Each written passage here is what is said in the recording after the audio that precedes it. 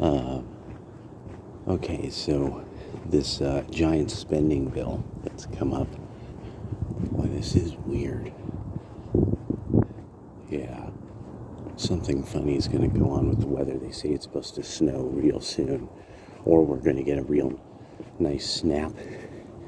It's like this real weird, kind of very warm morning for this type of the winter. Skies are absolutely beautiful. This is usually not how the morning is here, or this type of the morning. A lot of cloud cover, really cold and wet. But anyway, the thing that I was thinking about with the spending bill is that I want to make sure to alert everybody to. I'm looking up, I'm like, going through videos yesterday afternoon after work. I'm looking, I'm like, oh, wait a second. Ben Shapiro has something on the spending bill. Okay, let's take a look. Because some of the others were sources that I'm like, okay, I'm not up and aware and awake enough. I'm relaxed. I don't want to, Shapiro's, his is relatively short. Let's do this. Check out Shapiro. Shapiro's talking about how, well, because Donald Trump doesn't want to go into a government that's shut down, and that there's these necessary things for farmers, and he goes into enough detail. You know how Shapiro is. He'll go through enough detail, and he'll be like, this is why this bill really should pass. That's all he covers, is he covers in detail things that are what Republicans would want. But what was fascinating is, I think he even touches on something the Democrats want. But what was interesting, he doesn't cover that this apparently in some way keeps January 6th committee information from, that it somehow protects Liz Cheney as well in some way. Now note, both Johnson and Ben Shapiro were like, oh, the poor farmers.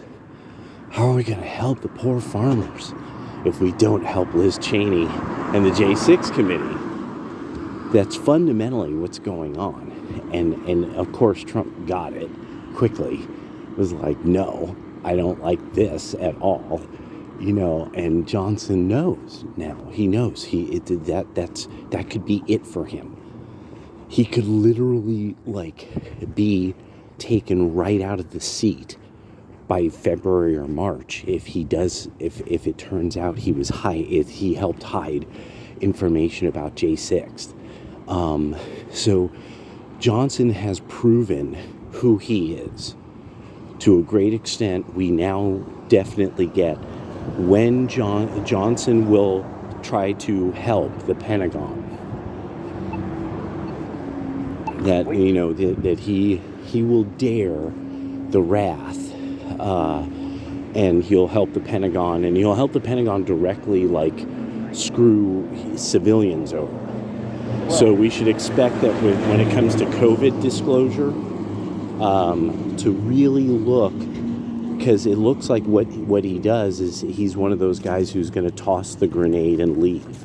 That he's going to just be like, I'm going to bring this down around your ears and go on to the private sector. So but he's got time before he's gonna have to do that. So it comes across like that. So he's going to have to now not be that guy. Now he's going to have to start proving, no, Mike, you're either our man or you're loyal to somebody else. And it's not now the party. The party has disparate parts, but nobody, whoever side you're on isn't in it at all. And he better start figuring out where the future lies, because the future is nationalism, and a party that is nationalist and does so by by doing what is fundamentally rationally good and not intrusive to help people, and so to help its own people primarily. So yeah, that was just the first thing that I had seen. And yeah, and so it's looking like more and more that drone story has something to do with radiation detection, possibly. And that Zero Hedge had they were ahead of it on it. You know, they're like, yeah, there's this report of this missing from a train car. And so far, it's kind of looking like that might be what it is, that's what people were seeing. And so it's kind of yeah, that alone is interesting. I mean, because I've been thinking about this. Like, what do you tell people? What do you tell people and when? Look for some guys running around with this. Or, I mean, like, when do you tell the police, look for this? You know what I mean? Yeah, I don't know. All right, later.